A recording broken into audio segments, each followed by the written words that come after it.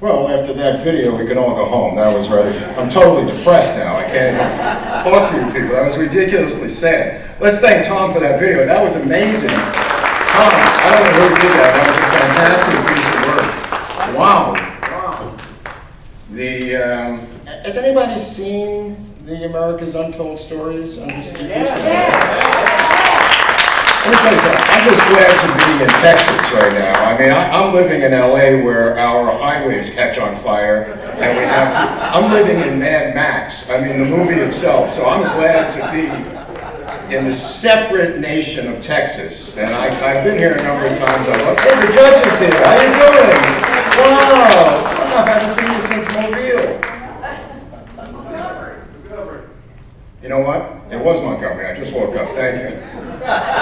Anyway, we're in town for the Lancer conference and staying at this crazy Lorenzo hotel. I feel like I'm in, an Alice in Wonderland building or something. I woke up this morning, there was a paintbrush glued to the ceiling above the bed, and mirrors I don't want to see all those mirrors. I know what I look like. I mean, this is a hotel designed for 20-year-olds. I mean, I'm in the wrong hotel. But you people, I'm just looking around, no offense, are my demographic. Right? You don't have to put the lights on. I know who my people are. I know. You people look like me, and I look like you. We both saw this thing. I'm assuming we were all alive. Yeah. Right?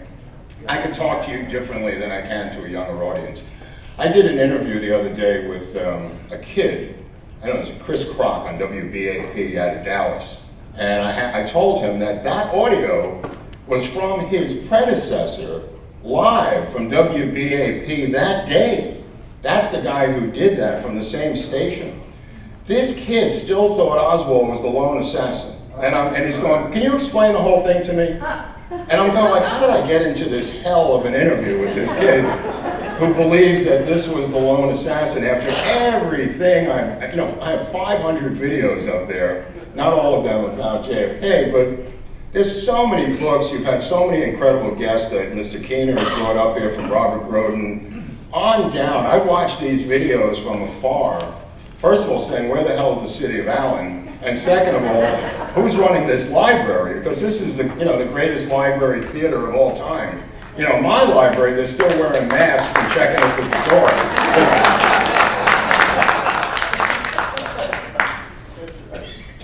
Anyway, it's not my first trip to the rodeo, meaning Dallas, and I've been here before, and I'm very comfortable in the state of Texas, let me put it that way. If I can balance this up, I can balance it. So how did I get involved in this mess? Went to PS 194, I'm obviously a son of the South, as many of you can tell, South Brooklyn. No, I'm serious.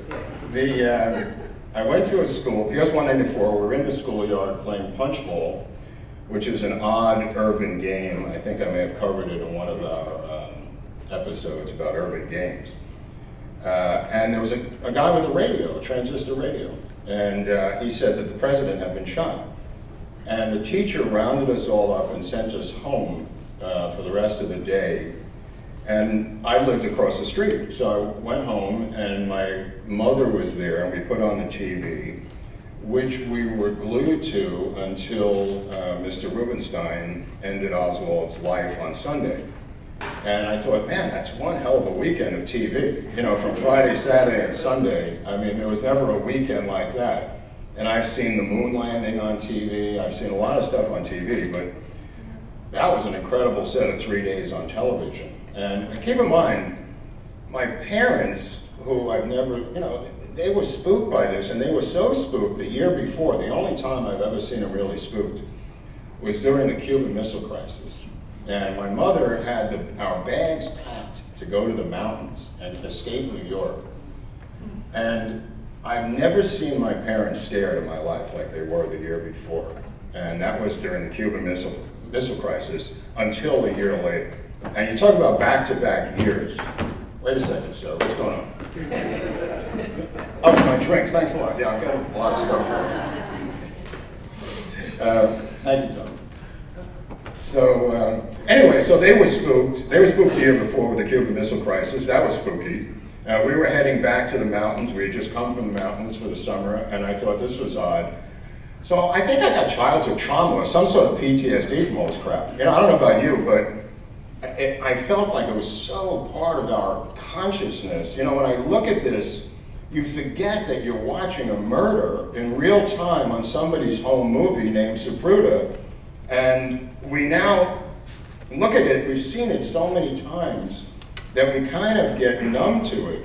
But this particular video really showed how vicious and viral and dark the crime was on that day. And look, so many people have looked into it, and I'm not a specialist in any one area. I mean, there's guys that we've had coverage from, like Vince Palomara, who is specialized in the Secret Service, Robert Groden, who's been up on the stage, who specializes in the film angle. I just cherry-picked a lot of stuff when I was a kid. I started reading about all this stuff when I became 12 or 13 years of age, and started to just really read the Warren Commission report at a very young age. Not that I had any power or any sort of gravitas to do any of this stuff. I'm not an expert at the age of 12 or 13. But I just remember looking at it and just saying, this doesn't smell right. You know, it just seemed not to add up on paper. It just didn't seem right. And obviously, if you've got a guy who supposedly kills the president on Friday and he's dead by Sunday, that's one hell of a CSI episode on CBS. I mean, that's a little bit much. So I never really bought into it. I didn't really do anything about it. I read as much as I could about it over the years. And, you know, how did I get to this point? You know, I started out, in high school and in college, and I got a job working for the National Lampoon as an editor, and then I got successive media jobs over the years, which I'll get to in a couple of minutes during this presentation. But I, felt that there must be something to this. And years later, when I created America's Untold Stories, which is on YouTube and Rumble and now Locals, and I'm sure the deep state watches every episode and dissects everything I'm saying, and I'm sure they're here tonight. And I just said that there are certain things happening today that have resonance and echoes of 1963. Yeah. And other stories that have happened. If you follow the channel, I did an episode on William Donovan, the head of the OSS, and it has resonance to the CIA today. I did episodes on the legendary General Smedley Butler. If you follow that episode, you can see that this man wrote a book called War is a Racket, famous general, and it has resonance to stuff today, which is why I do the episodes. I don't do them because they're fascinating stories, which they are. I do them because they are being resembled and echoing events of today. Yeah. If that makes any sense. Yeah. So any of those episodes you look at on America's Untold Stories, other than my own personal crazy episodes that are on there too, of going to jail and going to a bungalow colony and working in a coffee shop that my uncle ran on 42nd Street. A lot of the things are like failed movie projects. They're like if you go to watch the David Steve story of a guy, a heroic American who took up a T-33 fighter plane to transit it from basically San Francisco to Nevada, and the plane goes down in the high Sierras and he's given up for dead, and he finally survives after 30 days in the mountains being stalked by a mountain lion, comes out and they give him a parade. And then they say, where's your plane? He goes, I don't know. And they said, well, you're obviously a communist and sold it to the Russians in Mexico. And he says, what? And they turn on him on a dime. And I thought, now this is a great story. So I went into the Hollywood bigwigs and told them this story. And, a lot of them are not interested in this type of stuff. They want to make movies about, mermaids or, squids. I don't even know what they're doing, but you tell them a real story and they look at you like it's from another planet. And I grew up in a storytelling culture. I mean, I'm half Irish and half Jewish. I didn't know whether to drink or save my money growing up. It's really a confusing situation. I mean, I would drive around on St. Patrick's Day looking for discount liquors, if that makes any sense to anybody. But I think the poetry storytelling side comes from the Irish half, and the reporting and investigating and humor comes from the Jewish half. I mean, my mother was Jewish, my father was Irish. My mother was the president of Jews for Hitler. She said I wasn't taking any chances, just in case. She was the only member, she made herself the president. But now it has resonance today, who knows? I mean, maybe she was ahead of the curve. Anyway, I'm cracking myself up there. Where were we? Oh yeah, so I became a writer, and I started writing stuff. I don't know, people were interested, like my high school newspaper, whatever, you know. And I ended up in this job at National Lampoon as a magazine editor. And I don't know if anybody knows the history of that magazine, but you know, I replaced a guy like P.J. O'Rourke. I was in after him. He was a conservative satirist. People know P.J. O'Rourke, one of the great writers on the conservative side. Number of books, fantastic wit. And there was a guy named Doug Kenny who started the magazine. And Doug Kenny did a lot of visual, political, dark satire. And I resonated towards that, towards the art as opposed to the words. And I tried to, you know, because I grew up on comic books and baseball cards. My grandmother worked for Topps baseball cards in Brooklyn. And she would bring home cartons of baseball cards, you know, from her job, and I dominated the neighborhood because I owned hundreds of cards. And I don't even know if I should tell you this, but I was so greedy and corrupt that I glued the heads and tails together of matching cards, and when you were flipping cards, I'd have a card that was two tails and another card that was two heads. So I couldn't lose. If anybody knows how to flip cards and baseball cards, it's so corrupt. I'm embarrassed to even tell you this right now, especially with the judge sitting here. I mean, anyway, so you know, I collected these cards and we did different things, and you know, I grew up out of that, and I ended up going to school and learning how to write, and I started writing for this magazine, and you know, becoming part of this political dark humor culture. And for some reason, I don't understand why, comedy and the Kennedy assassination have gone hand in hand. I knew I had a friend named Richard Belzer. I don't know if people know who he was. I think he was on CSI for 30 years, playing the same character on every single crime show. But that was the second part of Belzer's career. First part was being a stand-up comic. And he had written a book called Hit List, where he took about 100 people who were murdered, who were witnesses to the Kennedy assassination. And there seems to be a lot of comedians. Bill Hicks from the great state of Texas was one. There are a lot of comedians who know a lot of stuff about the Kennedy assassination. I think it's because we have a lot of free time sitting in a hotel room, you know, in the morning, not doing anything until the night, you know. But anyway, so Belzer I knew pretty well, and he was an expert on the JFK assassination, and you know, we compared notes, and other people that I knew, we gravitate together, people who were on the fringes of show business or in show business, doing different things in the comedy world or the film world. There are people out there who know this genre really, really well. And later on in life, when I started to meet the Vince Palomaras and these other people who specialized in parts and niches of the assassination, I was completely impressed. There's a guy named Greg Parker. We're in town for the JFK Lancer conference. That's why Tom dragged me here. He called me 85 times at home. And I kept saying, who is this? How did you get my number? I still don't know how you got my number. And he just kept calling me at 5 in the morning. I'm half asleep. This is Tom Keene. Are you going to do the show or not? I go, all right, stop browbeating me. I'll do your show. Where is it? You know, I'm in Allen, Texas. I go, where? Now I'm glad to be in Allen, Texas. I'll tell you that right now. Anyway, thanks, Tom, for making me do this. It's a great pleasure, great honor. And when you look at the roster of videos that they have and the millions of views, right? The millions of views that have reached out from this tiny little library to so many people around the world, it's amazing.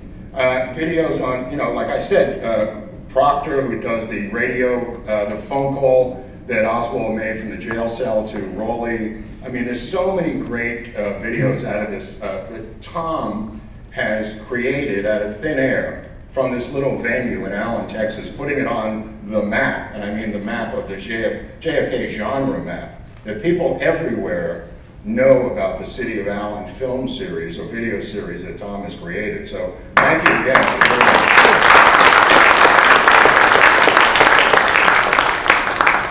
So I started to work for this magazine. I started to put together some political dark satire, and I copied a guy named Doug Kenny, who was my hero. I don't know, my hero personally. I never met the guy, but he had fallen off a cliff in Hawaii.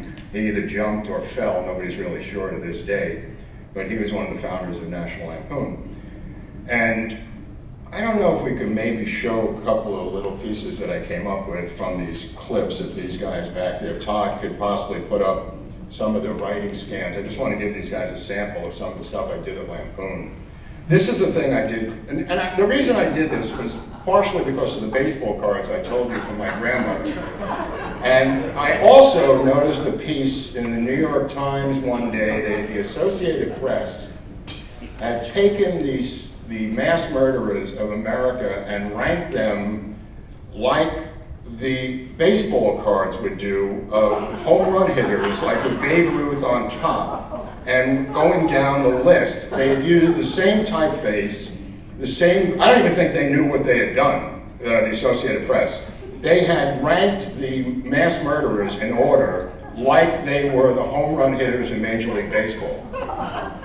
So my sick mind says, these looks like baseball cards to me, right? So I went to the art department at Lampoon, which is an unbelievable art department, and I said, I have an idea, and by the end of the week, we had created this iconic piece called Mass Murderer Trading Cards, series number 4. Series number 4 is a joke, since there was no 1, 2, or 3, but the beauty of it is when you open the magazine and you saw this page of these mass murderers, Whitman, hey, one of your homegrown boys here, huh? Yeah, right. Okay, up in the Texas Tower. My old friend Kinky Friedman once told me that there was a rumor about a tumor nestled at the base of his brain, which you can hear in Kinky Friedman's song, The Ballad of Charles Joseph Whitman, that I highly recommend, one of the great Kinky Friedman songs of all time. Anyway, so I put together these baseball cards, and I wanted them to look like baseball cards. So when you turned the page, you would see the back of the baseball card. And that's how the next page looked. So you would see like Union Carbide, you'd see the statistics, and I put together some names of actual victims. I mean, I did some homework, I wasn't just making this up. There is some research behind this, and I thought you can get more out of this. There are more to these people. There's Albert Fish, there's James Huberty, Edward Gein, Richard Speck, who we all know, Charlie Starkweather, who was played by Charlie Sheen in a movie with Sissy Spacek, by the way, a great movie. Harvey Glattman, the rope murderer. Anyway, so on the other side are these guys' stacks. And it looked like baseball cards, you know what I mean? But I had done this as satire, as a political black satire in the spirit of National Lampoon. Well, this became an issue because nobody had ever done these cards before. Now we see cards for everything. There's all kinds of different political trading cards. This was the first time it was ever done. And it was not released as a set of cards, despite what people think. It was only in the magazine. We never released them as trading cards or sold them or anything else. It was just done for this particular purpose. And I think there's some little things down at the bottom there. The cards themselves created such a media storm at the time that I had to do a lot of press to explain what was going on in these cards. But anyway, this was my first intro into, media murder, celebrity murder, true crime is what they call it today, right? I mean, there's a million true crime YouTube channels, there's true crime magazines, books. None of that existed back in, this is 1985, by the way, in case anybody's wondering. But back then, there was nothing. And now, it's everywhere. There's true crime on A&E, there's true crime here, true crime there. Anyway, so I started to do these visual art things, which I really liked, because writing is a bitch. Writing's hard work. You really don't want to be a writer. That means a lot of rewrites and a lot of other work. So if you could come up with some visual images. There was a time when they apprehended the Nazi war criminal, Klaus Barbie. I think it was either in Paraguay or Uruguay or my way, but there was a debate in the media, and as crazy as this sounds, they were going to try him in France for crimes against humanity because he had deported hundreds of thousands of Jews to Auschwitz and to Buchenwald, and he was finally apprehended. And there was a debate, mostly in the European media, as to what Klaus Barbie was going to wear at his trial. Like, this is important. They were saying, is he going to wear his SS uniform? Is he going to wear a suit and tie? Is it going to be Armani? Who's going to? I mean, this was really a thing. Like, what is Klaus Barbie going to wear at his crimes against humanity trial? That's how crazy this was. I think it was around '86. So I thought, well, it reminds me of, like, when you were a kid, there was a thing called color forms. There was where you cut out little outfits and you glued them onto a sketch. I don't know if anybody remembers color forms, but I thought the Klaus Barbie doll would be of interest to the American readers.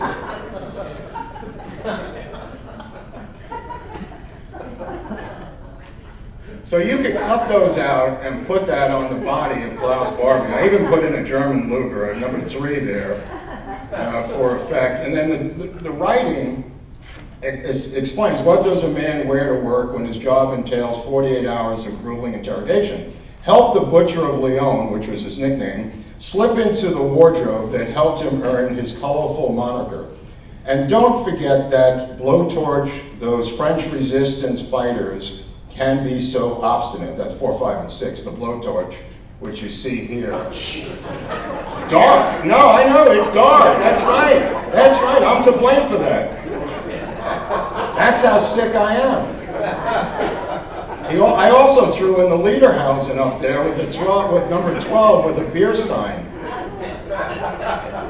which proved to be a little prescient because years later I learned that Mengele would come back to Bavaria for Oktoberfest every year.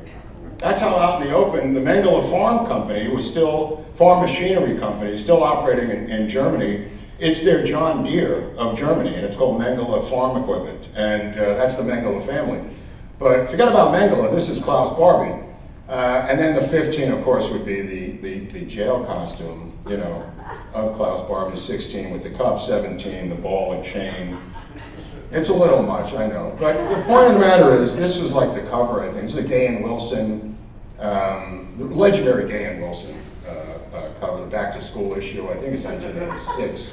With the frogs dissecting a human. Gay and Wilson would go on to do many cartoons for the New Yorker, and just an amazing, amazing artist that we had access to all these amazing, oh, it was 1987, okay. Gay and Wilson. Then I did this National Lampoon Dirty Joke book, where myself and a recently deceased friend of mine, Gilbert Gottfried, the legendary comic, went around New York for a year asking truck drivers, cab drivers, doormen, elevator operators, their most dirtiest joke they could remember. And we compiled for a year from New Yorker, working class guys, you know, and some women too, you'd be surprised. Some of the dirtiest jokes we can compile. And we put it into a book and it sold like hotcakes. And so you could blame me, and more importantly, Gilbert Gottfried, because he's dead and can't defend himself. So don't blame me. And I did this thing called Sexual Jeopardy, the home game. And I stupidly gave this to Howard Stern years later after it came out. He made a thing out of it. But the reason I'm showing you this, and of course these are the answers to the questions, right? Just like Jeopardy. And then these are the questions. So just like, this is Sexual Jeopardy, the home game, Catholic Church, famous sex teachers, homosexuality, children, sex toys. And again, these are the answers, like 1626, Queen Christina of Sweden was born with 2 items as part of her anatomy. Anytime you're ready, people. Let's see what the answer is. What is a butt plug? No, it's down there. What is a penis and a vagina? Take that back, sorry. So anyway, the reason I'm showing you this is not for anything salacious, but simply because I was sued, and the magazine was sued, by Merv Griffin, who owned Jeopardy, the real game. And I'm telling this for the judge. I don't know if I told you this when we were in Montgomery, but Merv Griffin sued me personally. Now, I'm just a kid in a magazine, and here's Merv Griffin. He's big, he's secretly gay, he's running Wheel of Fortune, and he's worth $1 trillion, and he's suing me. So we go to federal court, and the judge is up on the bench reading this, and in his robes, cracking up, laughing, and says to Merv Griffin's attorneys, you know, there are parody laws in this country, and he just threw it out of court that day, laughing his ass off, and we left. It was only like an hour in court versus Merv Griffin, and the only reason I'm putting this up here is because the judge is here, and I thought you'd get a kick out of it. But not everybody's been sued by Merv Griffin. I could proudly, you know, my mother was so proud of me. She loved Merv Griffin. Anyway, so then I got a call one day. Somehow, that was Lampoon. I was there from like 85 to about, I say 89, 4 or 5 years there. And then I got a call from these people at this company, MTV. And they said, we'd like you to make a magazine for us, and we have an unlimited budget. We don't care what you do. So I just hung up, figured it was my friends, right? And this guy kept calling back. And sure enough, they gave me money for this MTV magazine, which was really funded by Bertelsmann Publishing, BMG, a German company, which is really ironic that they would be paying the Jews to make a magazine for them. But anyway, so I started making this magazine. I hired all my friends. I became like Jesus Christ the Savior. I gave them health insurance. You know, they just couldn't believe their luck. And that ran for a couple of years. I think we had about 250,000 circulation. And I literally had to learn to hate MTV more than any group I've ever met in my life. I mean, these were real corporate scum. They were so weaselly and so sleazy. I don't know if anybody's had that experience with anybody in the corporate world, but let's see here. Oh, then I went to the Weekly World News, which is another, Weekly World News is probably more accurate than the New York Times at this point in history. The Weekly World News, I was editor of that for a period of time down in Delray Beach, Florida. When I showed up,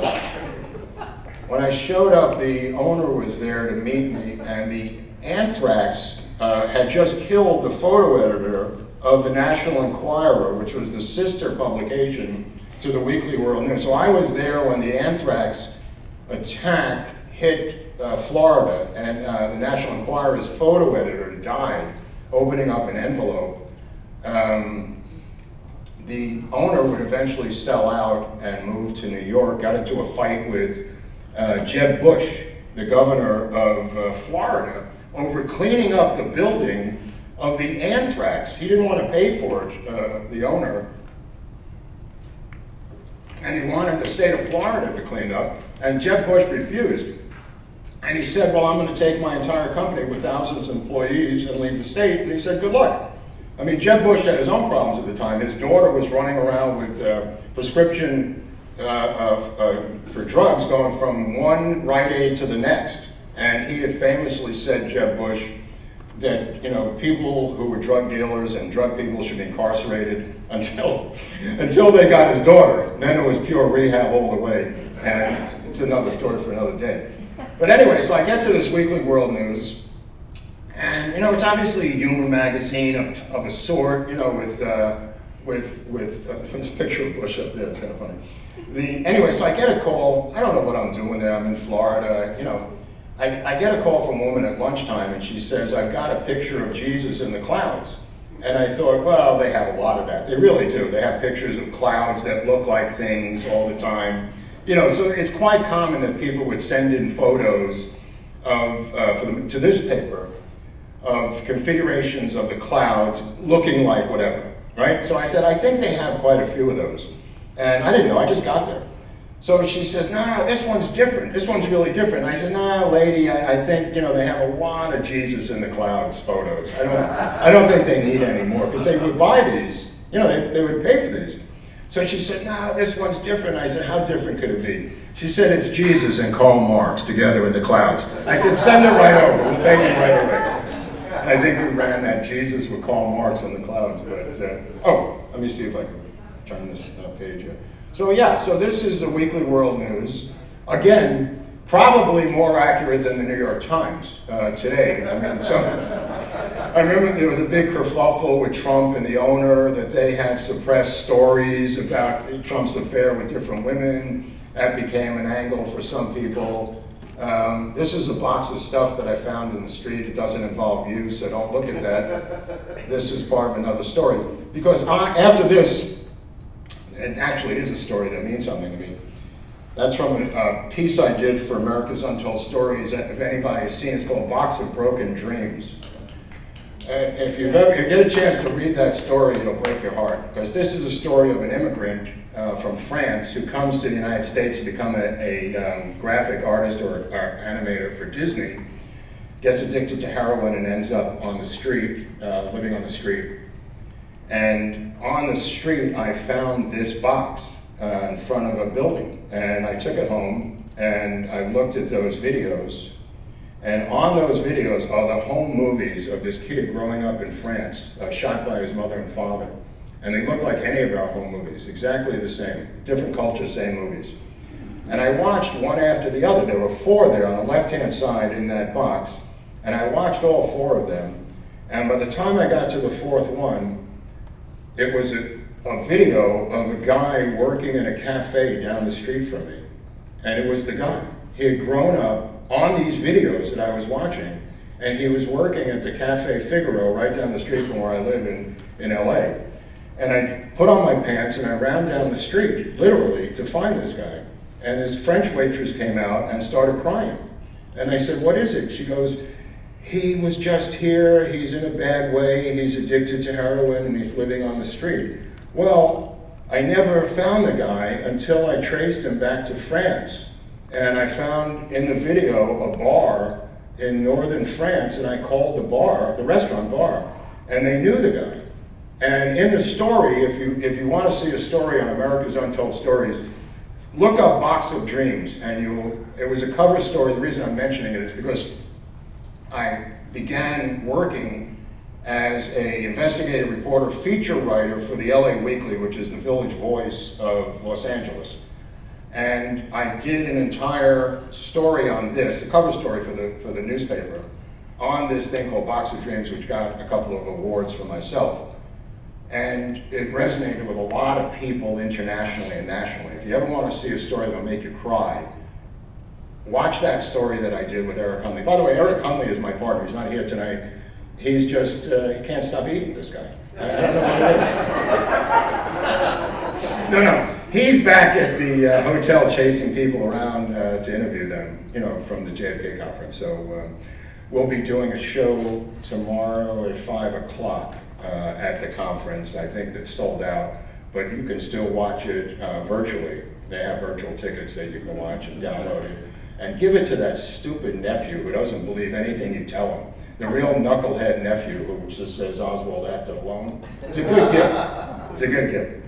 So anyway, so I find this box, and that becomes a story. I become, this writer in LA doing, after I've done all this magazine work, I start becoming an investigative reporter for the LA Weekly, and my beat becomes corrupt drug rehabs. Celebrity drug rehabs becomes my beat because every other beat was taken, to be honest with you. You try to get into, it's true, you try to get into a newspaper, people like, I'm the crime reporter, 31 years, you can't come here, So I had to develop my own beat. And the beat I developed was corrupt rehabs in LA. And it's a great beat because it involves money, celebrity, addiction, people die. I mean, it really is a lot of fun if you're a reporter. There's a lot of meat on that bone. And I would go undercover. One story, I went into a rehab pretending to be addicted. and I had to live in there, and I couldn't get out because the owner went to Hawaii and had a heart attack, and he was the only one who knew I was in there. You know, so I was trapped behind this gate. Anyway, you can Google it. I think it's still online. You can read that. Anyway, I wrote a book about it called Rehab Nation: Inside the Secret World of Celebrity Rehabs. That is a book all about the history of drug rehabs in the United States, the history of celebrity rehabs, and you can buy that on Amazon if you want. It has nothing to do with JFK, but hey, drugs are fun. Anyway, so this leads me up to the story for tonight. Forget about all this stuff. Who cares? It was about the 50th. It was coming up the 50th anniversary. We were at the 60th, right? Boy, time flies when the JFK conference is coming to town. So it was about 10, 11, 12 years ago. And I said to myself, I'm going to take a year off, and I'm going to get to the bottom of this thing, this JFK thing with Oswald. And I decided to write, I didn't decide to write, it became that. It's just like, you know, Moby Dick or something. I wrote a miniseries. I began to write a miniseries. I began to research this thing. And I had known the bare bones of the story. I had known probably more than the average American since I was 13 about this story. And I started to research just Oswald by himself, just one guy. Not every aspect of the assassination, just him. And I wrote a 5-part miniseries. And it's 5 scripts, and they're 120 pages each. So multiply 120 pages by 5, this becomes a 10-hour miniseries, right? And my agent sends it out, and I get a call in the middle of the night. It's Oliver Stone. And he says, this is the best thing I've ever read. Who the fuck are you? And I said, who is this? It's Oliver Stone. So we begin this dance, Oliver Stone and I, and he's a very, very harsh guy, right? He told me the first day he was in Vietnam, he shot a Viet Cong out of a tree. The first day he was there and killed him. And the second day he was blown up. So he got like a Silver Star and a Purple Heart in 2 days. You know, and I'm dealing with this guy, and he's a brutal, brutal, demanding guy. This is a poster for the, what I'm discussing. This is a poster for the miniseries. So when we were working on this project together, he would call me out for any questionable factoid I would try to get past him, anything. And there were some facts that I wasn't sure about. So what I did with the Oswald miniseries is, if me and him were not certain of it, we left it out. That was our agreement. And we left out a lot of stuff that we couldn't really verify. So everything that's in the miniseries, like I said, which is 10 hours long, is verified by me and him, and he knows more than me. Nobody knows more about this, and it's surprising how much he knows.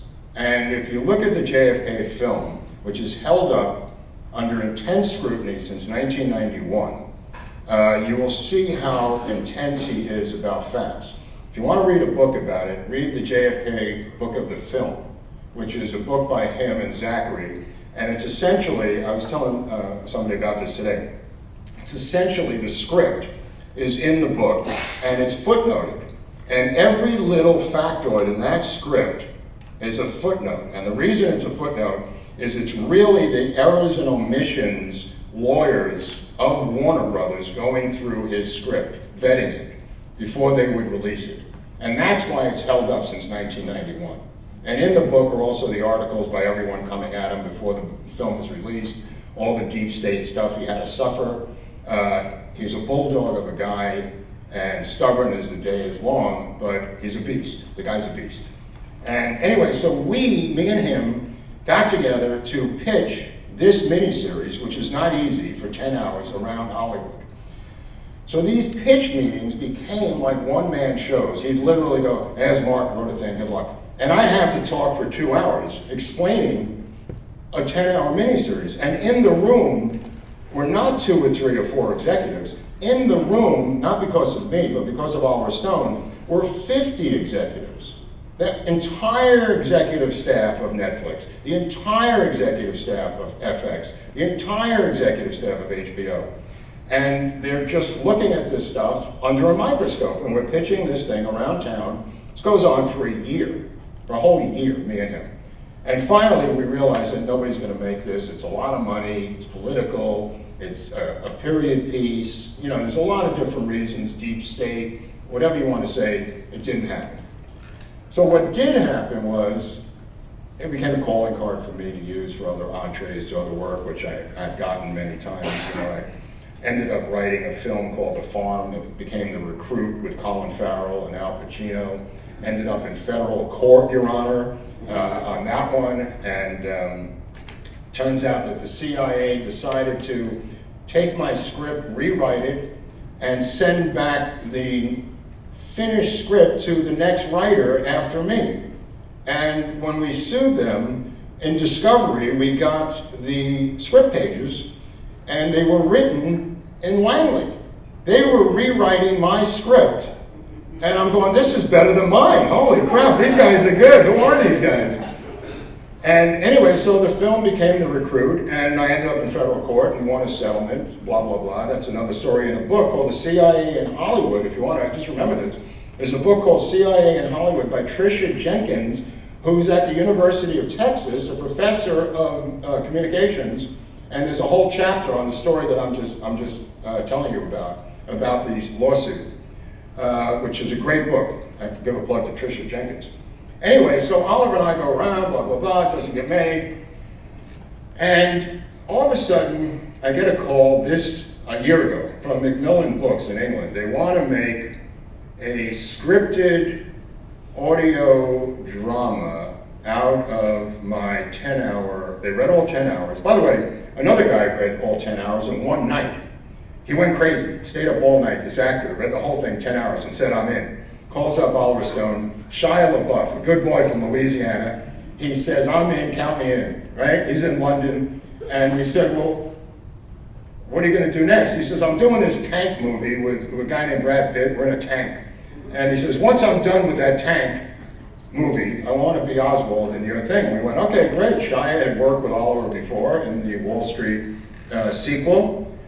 And then he went crazy. He ended up in rehab, and that was the end of Shia LaBeouf. Well, that's a story for another day.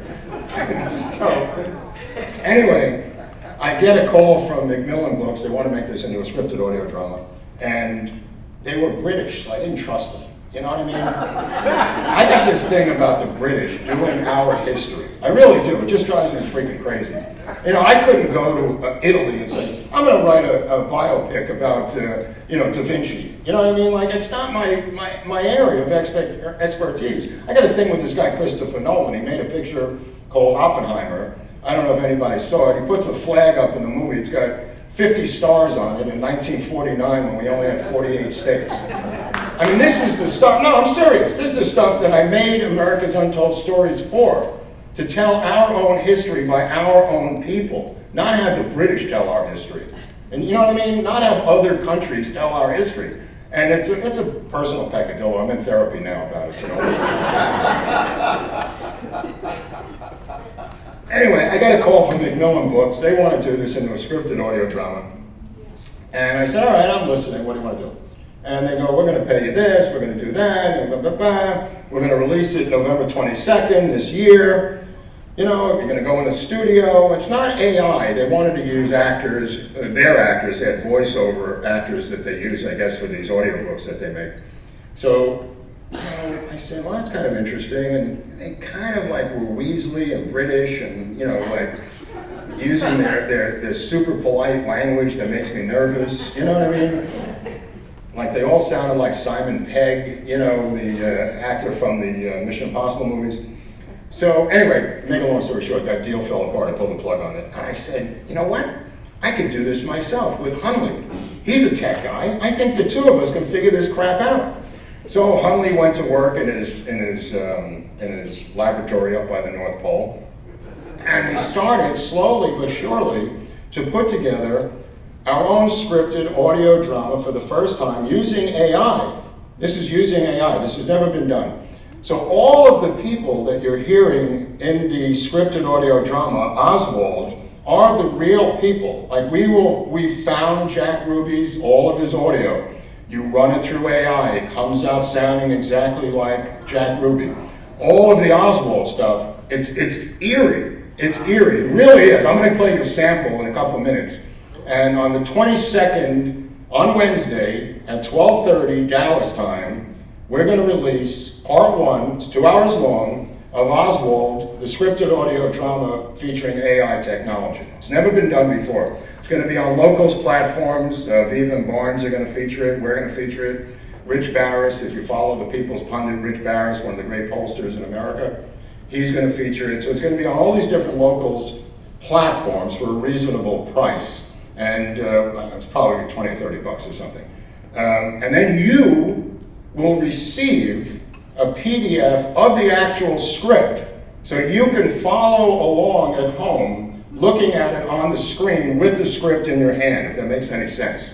You're going to be hearing it, seeing it. There'll be montages of photos and clips like Tom had in his great video, and there's going to be music, and I'm going to play you a sample of this so you can get a feeling of what we're talking about.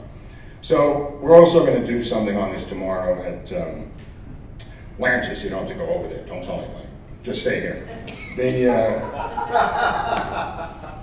So I'm going to give you a sample of this, and on the 22nd, you'll be able to go to unstructured.locals.com. It's in the bio on the end of the last page, the back page of the bio. There's some links to how to get to this. And let's see if we can somehow figure this out here. Okay, so here's the cover of the script. It's Oliver Stone. They haven't crossed out my address so you guys won't bother me at home. That's the original screenplay. This is part 1 of 5, as I said. So we're going to release the other 4 over the next few months. It's going to be like 1 a month. So it ended up costing $100, $150 or something. So anyway, so here's page 1. Give you a little missing. I'm a Patsy, Lee Harvey Oswald. J. Edgar Hoover, the only thing I'm most concerned about is having something issued so we can convince the public that Oswald is a real assassin. There's an investigator for you. The committee believes, on the basis of the evidence available to it, that the President John F. Kennedy was probably assassinated as a result of a conspiracy. There's your government. Forget about the Warren report. There's your report. That's 1979. Why the critics keep funneling back and ignoring this is a question you should ask them, because the House Assassinations Committee was a billion times more in-depth than the Warren Commission. Warren Commission was creating a pastiche of a frame of a picture. These guys actually investigated shit, and that was the result of their investigation. So, okay, so we go to, here is the first page. We fade in. Now, just to give you a couple of notes here, which I'll get into when we do the Oswald episodes. His favorite show as a kid was I Led 3 Lives by Herbert Philbrick. Now, I Led 3 Lives, as people may remember, was a hit TV show, and he went undercover, Philbrick, infiltrating the Communist Party in America. And he came out and wrote a book, and they made a TV show about it. This is what Oswald wanted to be his entire life. This is at the age of 7. This is the opening act. Maybe you've heard this if you've ever seen the show where it says announcer's voice. That's actually about Philbrick, which is Richard Carlson playing Philbrick in the TV show. The book is great. The TV show is fantastic, and I highly recommend it. He was also enamored with, I was a communist for the FBI. That was his 2 favorite things, Oswald. He wanted to be a spy from day 1. That's all he ever wanted to be, was an intelligence operative. And that's what he became. That's what he became. So we open with this newsreel footage, kind of like what Tom was showing, but we go into more quick shots of Soviet testing, hydrogen bombs. I try to mix in some pop culture because that's my thing. Billy James Hargis, Robert Welch, the Secret Sam attaché case, if anybody ever had that. And then some more commercials, and then the famous statement by Cronkite, which we saw in that wonderful video right now, right before the show. And here is where the audio begins to come in. If Todd could somehow pull up the audio on this right about here, maybe we could do both, show that script and the audio simultaneously. Right, okay. Oh, here we go. Okay. I'll try to do this. It's a little rough. We're doing this for the first time, so you're with me. On behalf of Battalion Commander Major E.A. Hadal, I welcome you to the Marine Corps Recruit Depot, San Diego, California. You have 30 seconds to get yourself and your stuff off my bus and line up. Now move, move, move. Hit those happy yellow feet, ladies. Let's go.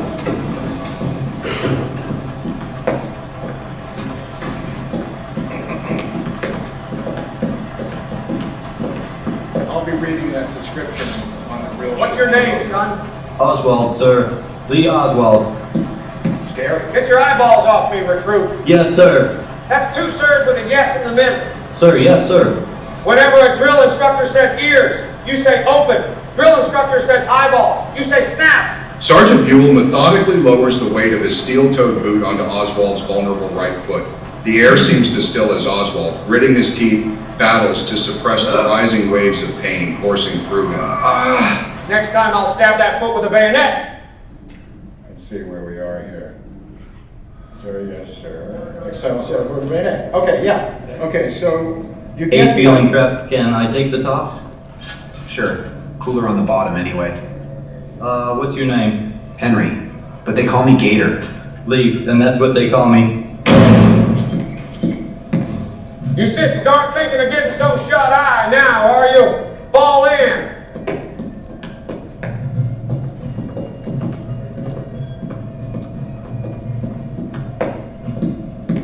You've had your cranial amputations and now you all look alike. Do you all look alike? Yes, sir. I must be getting old. What the hell did you just say? Sir, yes, sir. 12 weeks to turn you gutless pieces of shit into Marines. God help me. Sir, yes, sir. Get it together, ladies. We're going to take a little midnight stroll. Let's see.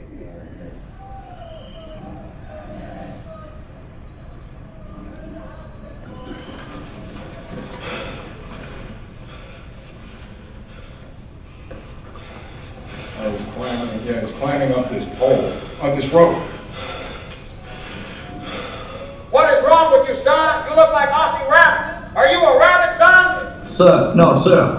I think you're a rabbit, son. You eat like a rabbit, son? Sir, no, sir. How much you weigh, Private Rabbit? Sir, this recruit currently weighs 138 pounds, sir. Sir, don't know, sir. Double rations until further notice. Now hop on out of that rabbit hole, Private Rabbit. Sir, yes, sir. You can climb a knotted rope, can't you, Private Rabbit? Sir, yes, sir. Then hit it, son.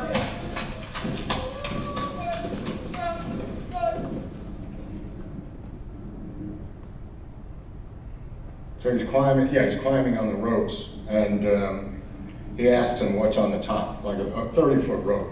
This is in San Diego, by the way.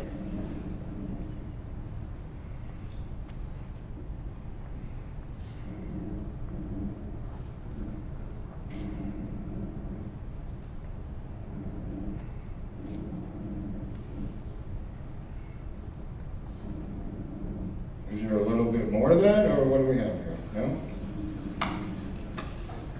Oh, right, go to audio. I see Jesus, sir. Is he up there? Sir, yes, sir. Permission to come down from heaven, sir. Permission granted. Oh, yeah, here we go. Get up there, Private Rabbit.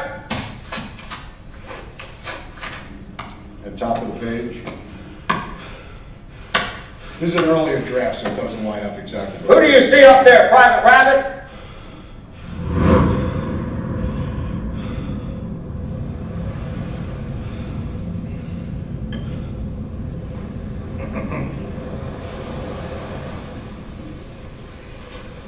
This recruit sees the ocean, sir. Do you or do you not see the Son of God, Private Rabbit? Sir, no, sir. Get your ass down here, Private Rabbit. Private Rabbit, do you or do you not believe in Jesus? Sir, this recruit is not an expert on theology, sir. Where are you from, Rabbit? Sir, New Orleans, sir. Don't they have religion back there, Rabbit? Sir, this recruit was raised Lutheran, sir. You go to some rich boy school? Sir, this recruit didn't finish public school, sir. Where'd you learn a $50 word like theology? Don't eyeball me, boy. Sir, books, sir. Books? You must have missed the Holy Bible. Have you read the good book, Private Rabbit? Sir, yes, sir. Yours must have some pages missing, Rabbit. Give me 3 miles, double time. Go, go, go. There's going to be photos in back of this, montage photos going by of this, of him in training that we have. Oswald and his fellow recruits stand in It's anticipation, the AI. facing I an never read array this. of weapon parts meticulously laid out before them. The room is charged with a palpable energy as they survey the assortment, each piece representing a crucial component in the art of warfare.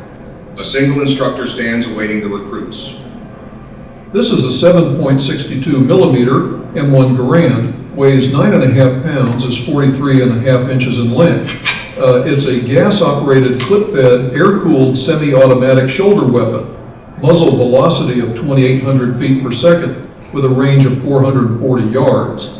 Fires from an 8-shot clip with a maximum range of 500 yards. This will be your first assembly class on this weapon. We'll have 2 minutes to assemble your rifles. The recruits jump on it.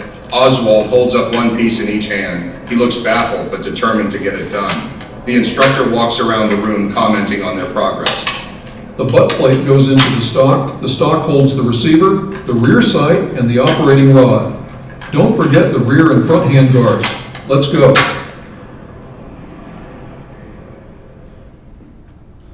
So I think, again, a little bit more here. Yeah, a tiny bit. In a wide open sandy field, Yeah. dozens of recruits in prone position shoot their rifles at targets some 300 yards away.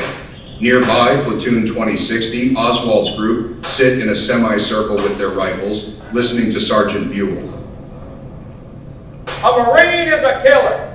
A rifle is a machine. A Marine and his rifle together make them a killing machine. You're going to learn to shoot your rifle in the 4 most popular sexual positions: missionary, spanking, blowjob, and doggy style. You will shoot 50 rounds valued at 5 points each.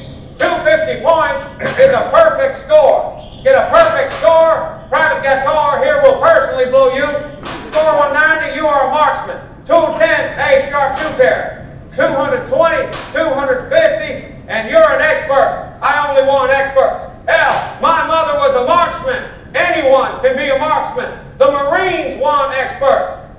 Oswald's platoon fires on their bellies from sand ditches, aiming at targets some 300 yards away. Sergeant Buell walks the line, making comments to the recruits. When he comes to Oswald, he stops. Oswald is missing everything.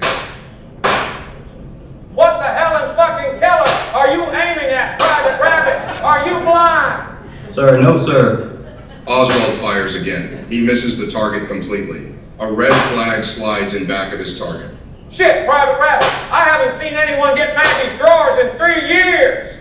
You must have jerked off too much as a kid. Give me that weapon, son. Oswald jumps to attention, pulls back the bolt, and hands Sergeant Buell the M1. Sergeant Buell lifts the rifle, aims, and fires off 4 quick rounds. A spotter with binoculars studies the shooting. 3 and 1 out. Stop beating your meat and your vision will clear up. Sir, yes, sir. I think that, is there one more? Or?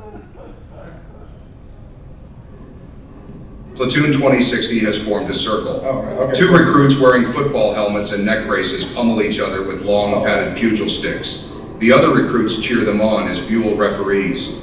Okay, you two. 2 animals up next. Private Gator and Private Rabbit. A rabbit versus a gator.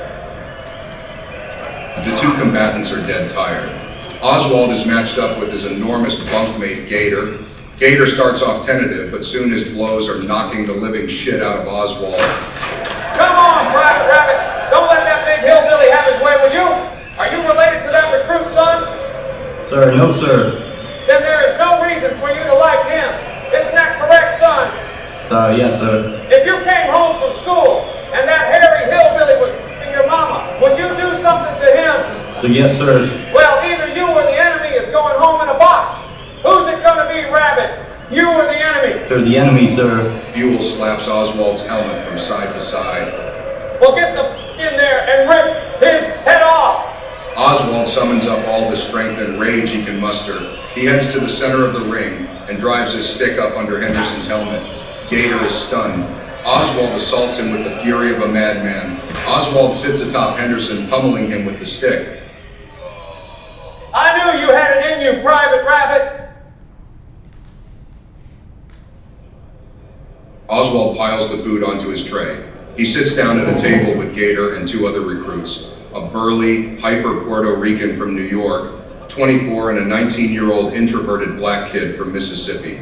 You really gave it to me good out there today. Sorry, Gator. I don't know what got into me. I know what got into you. Sergeant Buell got into you. That's what got into you, man. He scares the bejesus out of me. What's the 7th General Order? Talk to no one, except in the line of duty. You want your other slice of pie, Aussie? I don't Delgado, but the Marine Corps says I do, so I do. You seem like a smart guy, Oz. Why the Marines? Older brother's a Marine. I got another older brother, but he's in the Coast Guard. I just wanted to quit wrestling gators. Daddy had an alligator farm in Tallahassee. Moved it to Galveston. Didn't catch on. About you? Delgado? Figure I can learn aircraft mechanics. That is, if Aussie doesn't shoot me by accident. Hey, I want to operate radar, help planes land, not shoot them down. I think that's it, but you get the flavor of what's going on here. These are real people, by the way. We used the voices of the people we could get our hands on, through audio and videotapes and things of that nature. But you get the flavor of being there. The training this is the guy who can't hit a target, but he's going to hit the president in a moving car from up in the building behind a steam pipe with a bunch of boxes. And here, he graduates, he does, get out of the Marines, and the rest is history, and we'll get into that. But I just wanted to give you a sample of the event that's going to happen on the 22nd. And I just want everybody to thank these tech guys in the back for holding the floor. Thank you. Really, thank you guys. That was great work, man. Thank you. And now, if you have any questions, Tom's going to go around, I guess, with the microphone and do what he does. I don't know how this works. I guess it's a lightning round. You just... But I really wanted to give you a sample of that, and I hope you enjoyed what we've done. We're constant thinking. We're tweaking it all the time, so it's getting tighter and tighter. Adding in more Foley, the sound effects that you're hearing are Foley effects, and we're going to add some music in the back and more pictures that will be in the background. You'll see some photos going by.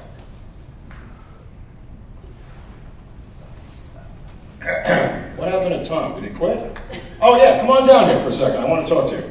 How the hell did I get into this gig? I guess you're going to go around with the microphone and there's Q&A or whatever you want to do. Because I've seen him do it where the people sit down with him on the chair. I'm going to ask you the first question. Okay, Keena, go ahead. I advertise this as long nut or intelligence operative. I want you to give me one sentence. Pretend this is a debate. One sentence pro and one sentence con that he was either an intelligence operative or... Okay, well, the lone nut could be dispelled really quickly. I'll tell you what, there's a couple of photos you can look at of the so-called sniper's nest, which is really Bonnie Ray Williams' kitchen. He's eating a chicken bone sandwich on these boxes that he arranged, having a Dr. Pepper and a Newport cigarette for lunch. And the reason we know that is because Walter Cronkite told us that the sniper ate lunch while waiting for the president.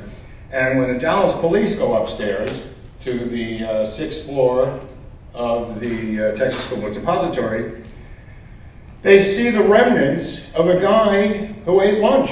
Bonnie Ray Williams, this black kid who was up there at 12:30. And the Warren Commission tried to move back the time desperately of how long it took Bonnie Ray Williams to eat that chicken bone sandwich. They were fascinated that he ate a sandwich that had chicken bones in it. They asked him that for page after page. But the point of the matter was the This was arrangement. Texas. We eat chicken with our bones in it. No, I know. It's in the Warren Commission report. But the arrangement of the boxes by Bonnie Ray Williams was so he could sit on a box and have a little table with his stuff. And the Dallas police came up and they said, this doesn't look like a sniper's nest. So they arranged the boxes in different configurations.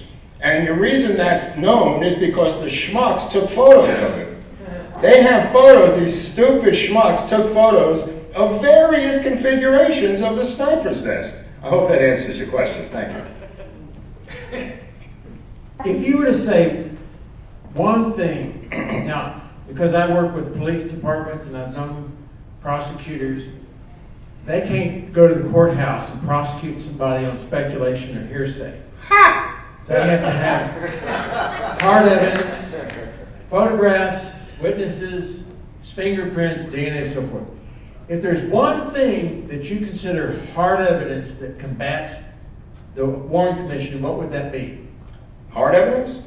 Well, I just mentioned the boxes, but you could take the rifle itself that's sent on a jet plane to the Quantico FBI lab that says there's no fingerprints on the rifle.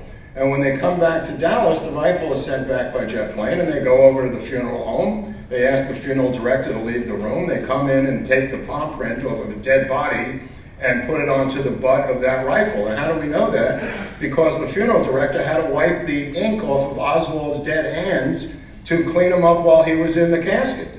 There were no prints on that gun until Dallas police took it over to the mortuary where the body was already dead. You could ask J. Edgar Hoover about it. You could ask anybody who was in the crime lab in Quantico. No prints on the gun. They come back, it's got prints on the gun 2 days later. That dog won't hunt. What's the closest evidence we have that he was an intelligence operative? Oh, there's quite a bit. I mean, you know, when he goes over and to the Soviet Union, when he goes over there and he is assigned, most of it's in the script. That's why when you see the script, when you see the movie of it, the audio drama, you'll understand it. But one of the best is the fact that he leaves the Soviet Union with his diary taped to his stomach and to his legs, and Marina has part of the diary. And he goes to a safe house in Rotterdam, and in that safe house he's debriefed in Rotterdam as to what's in the diary. And as a human intelligence officer, I add the word human because what we needed was human intelligence. We had no satellites. We had no U-2 spy planes that would be able to tell you how a telephone works. When Oswald defects and goes to Minsk, what he is doing is finding out how everything works. How does the phone work? How does the bus work? How does the TV work? How does the post office work? That's what he's doing, and that's what he's writing in his diary. That's the human intelligence we needed behind enemy lines. The program, which had about 13 to 30 phony defectors, was across multiple intelligence agencies. Oswald was ONI. Robert Webster, the guy I did the episode about on Tuesday, if anybody wants to see another defector, was ONI. We use this shorthand saying CIA, but there's other intel agencies that you never hear about. The reason I mention ONI is because when they were subpoenaed to testify before the House Assassinations Committee in 1978, they came in and they said, "Where's your records on Oswald?" And they laughed and said, "We destroyed them all this week. What are you going to do about it?" Now that's balls. That's balls. The CIA tried to, be more opaque about it and fight with them and everything else. ONI simply came in and said, "We destroyed all the records of Oswald." That's on the record. That's pretty powerful information. Well, there's more in America's Untold Stories. That's why we did it. I'm going to, just a few more questions and we'll come down and take questions for the audience. By the way, if you want to see a framing operation by Dallas Police, I know you're a fan of Dallas Police, watch the movie Thin Blue Line by Errol Morris, and watch the work that Gus Rose, the detective who interviewed and interrogated Wesley Buell Frazier twice, lie detected him. Watch the framing of the innocent guy in that movie by Errol Morris, 1980s documentary. Same detective, same framing of an innocent man on film. If you want to see Gus Rose do his job like he did with Frazier when they arrested Frazier, watch Thin Blue Line by Errol Morris. You'll see the same detective frame an innocent man in real time. And that'll convince you what he did with Frazier. Oswald was the most important prisoner since James Earl Wade, John Wilkes Booth. James Earl Jones. John Wilkes Booth. And yet there are no notes, and they claim that they didn't have a recorder that day, or it was broken or something like that. Not video, but audio recordings were made in the 30s. Yeah. And yet, supposedly, the most important prisoner is not interrogated in the presence of a recorder. But more importantly, no notes. Right. Is there any, what's the apology for not having the notes? It's not a question of apology, it's not an investigation. What is happening is a framing of a man, not an investigation. What the Dallas police did at that time was frame people that they felt were guilty. I'm not saying they thought he was innocent. They would take a man, and you could see this in Thin Blue Line, that they believe is guilty and build a frame around him to make it easier for the DA, in this case Henry Wade, who had like 85 cases eventually overturned and thrown out of court, possibly one of the most corrupt district attorneys in the history of the United States in terms of volume of sheer cases thrown out on appeal. They are trying to create a frame, and I don't mean framing a man out of thin blue sky. I'm talking about building a story around him, like building that sniper's nest. They looked at that sniper's nest and built it for 2 hours. Took various photos of that sniper's nest to make sure it was what they wanted. And the only reason I know it is because I've seen the multiple photos these idiots took. It didn't assemble itself, they took photos of it. That's how I know they were framing a guy by building the sniper's nest, for Christ's sakes. I can't get any more evidence than that other than the phony evidence in Mexico City, where a guy shows up coming out of the embassy who is not Oswald. They say it's Oswald. There's a phone call to the Soviet embassy. It's not Oswald. How do we know that?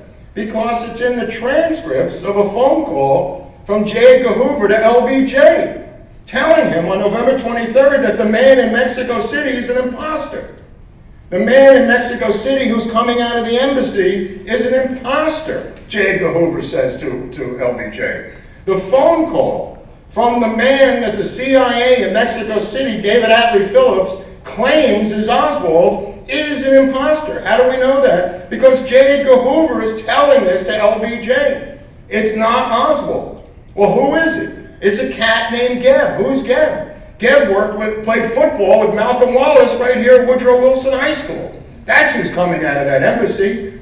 Was a great lineman. And Malcolm Wallace was a great football player at Woodrow Wilson, yes, 1939. And the people who know that know that. They know who that guy was coming out of that embassy. Another intelligence operative, a friend of Malcolm Wallace. I always find it, at the time, this is your history here in Dallas, folks. I'm from Brooklyn. If I could figure this out, you could figure it out. At the time, the press indicated Oswald was kind of depressed, dysfunctional lifestyle, dysfunctional childhood, and not very bright, and kind of slow.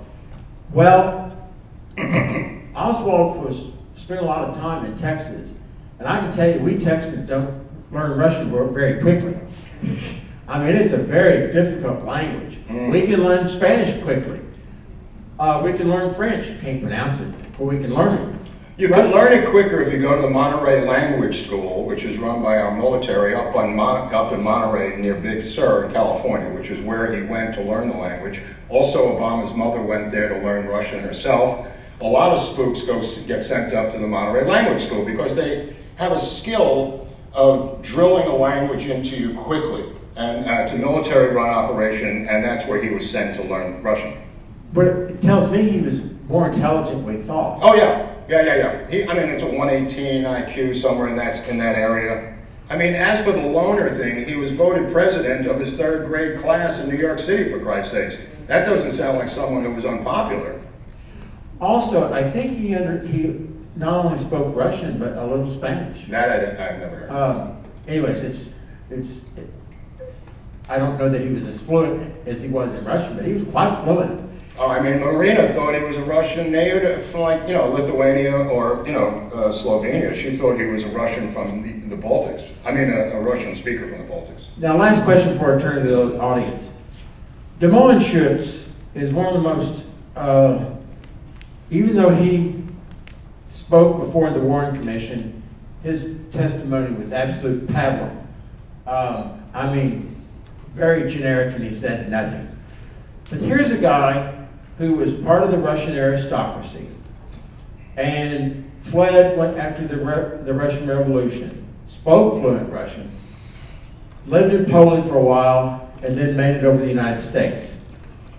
And Chief Curry, the chief of the police, the Dallas Police Department, and by the way, as you know, it was a state crime, not a federal crime, to kill Kennedy. And the Dallas police during the weekend from Friday until Monday were investigated like a murder, a state crime. And then on Monday, the FBI shows up and says, "You're out of here, give us everything you have."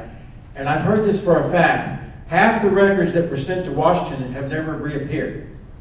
And then some of them came back to Dallas as a result of the request by the city of Dallas, but not everything came back.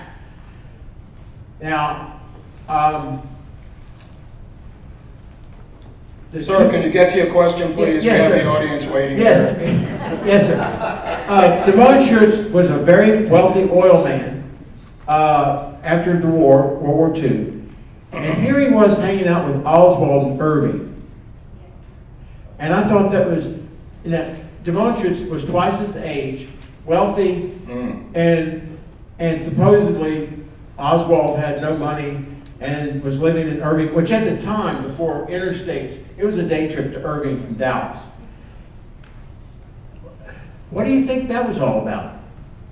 Well, you have to ask J. Walton Moore, who was in the same building as Demoinschutz office, CIA director out of Dallas, who assigned him the Oswald account when Oswald, he told Demoinschutz that Oswald had moved to Fort Worth and could keep an eye on him, take a look after him, and Demoinschutz said yes. I mean, they had offices in the same building.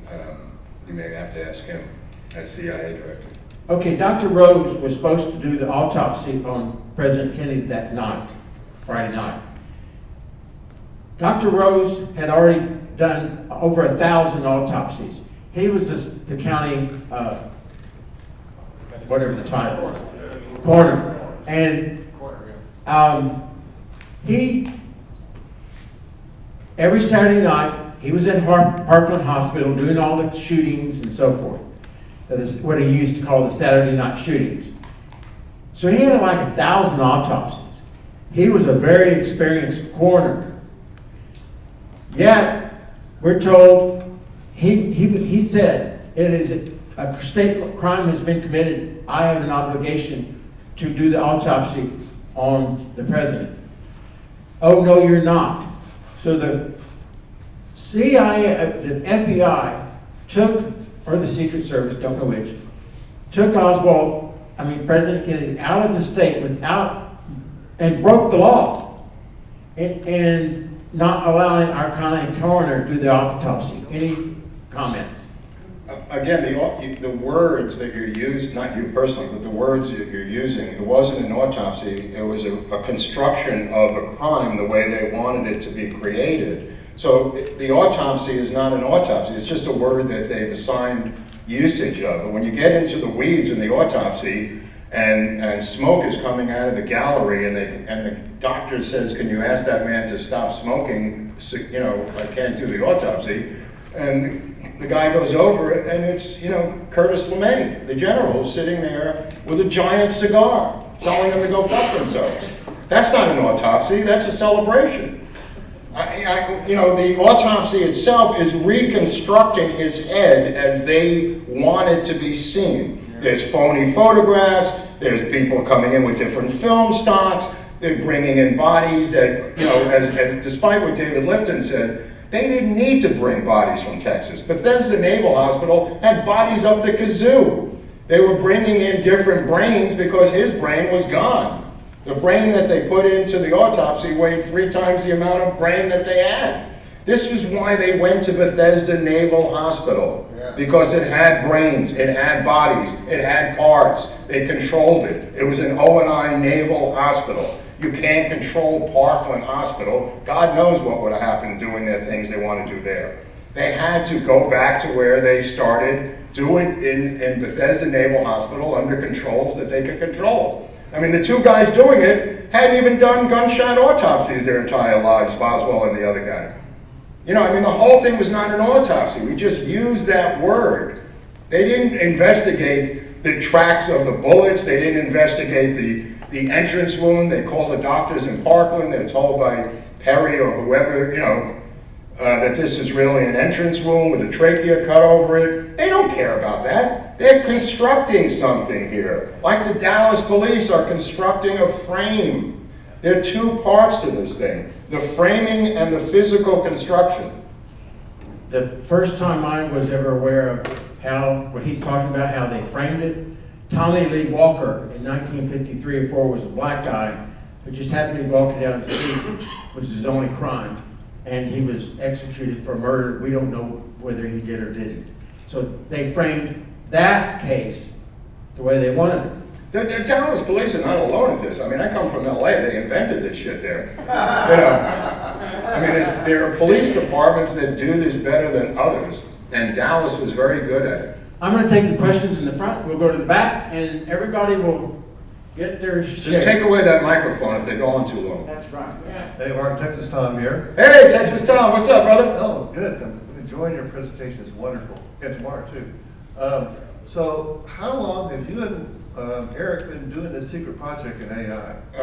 He's trying on us this week, so. Right, it's about a year. Oh. Yeah, he's a little slower than me, but about a year. I'm Texas Tom's brother. Oh! He brought me out of California. Right. Where do you live? It's Orange County. Okay, cool. Yeah. We're almost neighbors. All right. Yeah. Anyway, thank you for this great presentation. Were there any shooters then from the Texas Book Depository? I believe that, there was a shooter on the roof of the Texas School Book Depository shooting down into Connolly. The angle of the bullets into Connolly is so steep as to indicate that somebody from the roof had shot down. Keep in mind, it goes from Connolly's right shoulder and comes out his stomach into his leg. Yeah. It's almost an angle like this. So it's a big There's angle. no angle to duplicate that other than the end of where the Hertz sign was at the Texas School Book Depository. So yes, and also there's film footage I remember seeing of Dallas police bringing down a gun from the rooftop down that fire escape. I mean, that video has disappeared. But there's still a scene of the cops down below looking at the rifle. That was a British Enfield 303. Not surprisingly, the same rifle owned by Buell Wesley Frazier that they seized out of his house with ammo and threatened Frazier with the electric chair if he didn't flip and do their bidding. They did 2 lie detector tests on Frazier. And Frazier finally got the message and came up with the curtain rod story. Why curtain rods? Because he worked in a department store the year before in the summer, wrapping and shipping curtain rods. That's where that story came from Frazier. So how many total shots do you think were fired? I don't know, maybe 8. I don't know. It's hard to count. I don't know. Kellerman, the Secret Service agent on the passenger side, said it was raining bullets down upon us. Now, these are military guys. These are guys who fought in World War II. They understand what bullets raining down upon us is not 1 shot or 2 shots to the back. So I can only go by Kellerman. Mark, with the large majority of the American people now that don't believe the Warren Commission, the government conclusion on this thing, and frankly, I don't think our country's been the same since this happened. What do you think the odds would be, or what it would take to actually exhume the body of the president and look at the skull, look at the neck bones, where you could actually microscopically tell if it was an entrance wound or an exit wound? I don't think the answer is in forensics. I think that ship has left the station. I don't think that's the answer. And scientifically, you're correct. Yeah, you're absolutely correct. But I don't think that's going to solve this thing based on the butchering that they did to the head and to the throat and to the body. I don't think that's really the way it's going to be resolved. I don't know how it's going to be resolved. I just don't know if that's the way it's going to be resolved. Over here. So, two questions. Nice. That's a great shirt, by the way. Where'd you get that? I found it laying around in my closet, actually. Anyway, it is forensic related. You never hear any discussion about the science of blood splatter. And has anyone ever really done a deep dive? I mean, we know so much more than we knew 60 years ago. And the other part of this is, what is your observation on the Roscoe White? I think the Roscoe White thing's a fraud. I think his son wanted to sell a diary. I think it's a crock of shit. As for blood splatter, it's not invented until the Chinese-American DA in Los Angeles invents blood splatter science, which isn't until years later. So the science didn't exist until he came up with it. Ironically, I think it was in the Holmes case, that Johnny Holmes, the porn star, who was in the Wonderland murders, that the blood splatter is first used as a science in relation to law enforcement, if that helps. Henry Lee, yeah. Yeah, I discovered you with Alec Baldwin, and I hope you guys make another video with the new evidence coming out about that. But two things, the bullet in the windshield and Malcolm Wallace's fingerprint in the book depository. What about it? I'm just wondering what your thoughts were on that.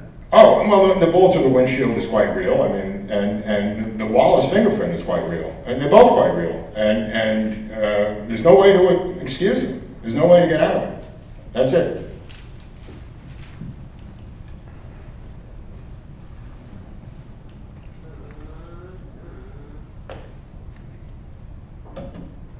This is zooming out a bit, and it might be putting the cart in front of the horse, but two parts to this question, and it relates to bringing this investigation and the results of it to a wider public audience.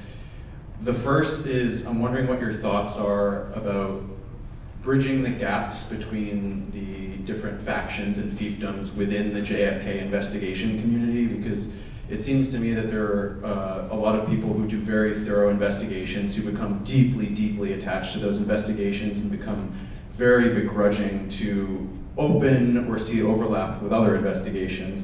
So that's the first part of the question. The second part is, how do we eventually bring the enormity of this to a wider audience without saying, oh, just watch trust me, just watch these 20 documentaries and read these 30 documents, and it'll be very clear to you. Because what I've noticed is that, and what we've all noticed is that attention spans are extremely short, and how do we get basically the crucial connections to a wider audience as quickly as possible? Well, to answer the second one, that's why I created America's Untold Stories, so it sounds like a normal person talking to you in these videos. I mean, I mix it in with humor so it's able to be eaten. You know, the humor is there not because it's a funny subject, but to make it more palpable to the average American to watch the videos. As for the first part, you know, the people who specialize in these areas, I'm not going to argue with a Vince Palomara over something with the Secret Service. I'd be a schmuck to do that. This guy has dedicated his life to studying the Secret Service involvement. And there are experts who study each thing. I don't know how you get them out of the silo, because that's their silo. But I don't know if you really need to. I mean, if you talk about Max Good, his documentary on Ruth Paine is the definitive documentary on Ruth Paine. I mean, I know things about Ruth Paine, but Max Good knows a hell of a lot more about Ruth Paine than I do. And Vince Palomara knows a hell of a lot more about the Secret Service involvement than I do. I mean, I know that when they were in this wonderful place called The Cellar in Fort Worth, that there was a comedian there.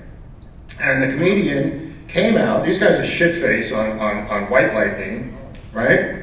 They've lost their guns in the bathroom. Some of them have lost their badges. They've got an 8 a.m. call. It's 4 o'clock, 5 o'clock in the morning. 2 o'clock in the morning, a comedian comes out and does an impersonation of JFK and scares them out of their pants because they thought JFK was in the club. Now, how do I know that? because the comedian was George Carlin, and he told me so himself. It was a friend of mine. So little pieces can be assembled of these stories if you know how to do research, and you come from, my background as an investigative reporter, so you know a lot of people that do you absolutely no good. But like George told me that story, so that's a first-hand account of that night at the cellar in Fort Worth. So I mean, that's how you bridge the gap, you know. Well, I'll never hear the name Oswald again without thinking of Private Rabbit, so thank you for that. I think Oswald probably told a lot of lies in his life, but I think he spoke the truth one time when he said, "I'm a patsy." I think that, but if he didn't kill the president, then obviously someone did. I know we don't have a lot of time to go in this. I'll search your recordings on YouTube. You may have addressed this. But I only learned of this recently about the theory of George Hickey in the follow-up car of the large Cadillac. Excuse me, I'm laughing inside. Okay, Go that's on. what, actually, I want to get your thoughts on it. Go on. You want me to address the George Hickey thing? I was curious. Oh, the book Mortal Error is written by an Australian cop who said that George Hickey stood up with an AR-15 and blew Kennedy's head off from the car directly in back of him. We can't even address that stuff serious. No reflection on you, but I'm saying... No, I'm sorry. What I'm saying is this is all deep state stuff that's brought out every year as a distraction. And if you take the bait, and not you personally, if you take that bait, that's what they want you to do. They want you to go after George Hickey with an AR-15, blowing the president's head off where nobody sees it. I mean, it's just preposterous. But they don't care. They're trying to move the needle of popularity that Tom was talking about, of the American people believing that the CIA did this. Their non-ending job is to reduce that number in Gallup polls from the CIA did it to Oswald did it alone, and that is their constant battle. The mob did it as part of their genre. The Oswald did it alone as part of their genre. Look, if you work at the CIA, do you want to go to work every day saying, "Hey, did you guys kill the president?" It's a little tense. You know, but they've come up with so many things, and if I could recommend the assassination movie, Mrs. Payne, one film, one documentary for you, because it's a mainstream documentary. It's on Amazon. It's not a YouTube documentary. It's a real film by Max Good. Came out last year. If I could recommend one film for you, watch the documentary on Ruth Payne. Tell me what you think. Thank you, Mark. I think they call it chaff and redirect. What's that? Or they call it chaff and redirect when you're trying to look squirrel, look at the other story, right? Yeah. They don't want and the more crazy it is. But it's weird because they create stuff. It has the same credibility as all the other stuff. It's just washing it away. Yeah. That's common. Yeah. Oh, yeah. It's classic. First of all, thank you very much for making this topic so accessible. I don't know how many people. It's not so accessible. I had to drive in it for an hour in Dallas traffic. Accessible is like the next room in the hotel. The thing you do. Right, exactly, right. You're using the wrong words. Wheelchair, right. So but making this topic so accessible on your podcast and all that, I don't know how many people I've pointed to it and say, this makes it easy to understand and entertaining as hell, and you are a lovely storyteller. I was fascinated by watching this AI thing you're doing, and I think I heard you say that you and Oliver Stone researched this. Everything in there is real or validated. Yeah. So when I'm hearing that dialogue, you said you know who these people were. Yeah. And how? Give us a little bit of how that happened, because that's a lot of detail. These are real people that were in training with him. In other words, Delgado's in the Warren Commission. These are people who are in print on the record saying certain things. Okay. So I pull them out. The clips, the quips that they've made come from printed material. Yes. Yeah. That's amazing. Wow. That's not clear. That wasn't necessarily clear. That's even more. Right. There's a page, I think, where it says all of these names are the real name. In the script, there's a part where it says all of these names and information are the real people. So President George H.W. Bush, there's a story of him having made a call that day. What's your assessment of his role in the whole thing? It's some random call from Houston. you know, that he made about somebody who threatened the president. When you see the transcript of the call, it has nothing to do with Dallas per se on the 22nd. I mean, he will later go on, obviously, to be the director of the CIA. So this is not a guy who's not familiar with intelligence. It seemingly, this is just my opinion, seems to be a call from Bush after the event that some guy was suspicious to him, that he thought you should check this guy out, a particular guy. That's my takeaway.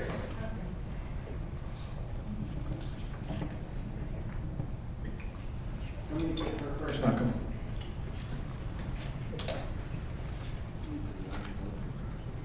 The Max Good documentary on Ruth Payne and the mortgage yield fascinate me.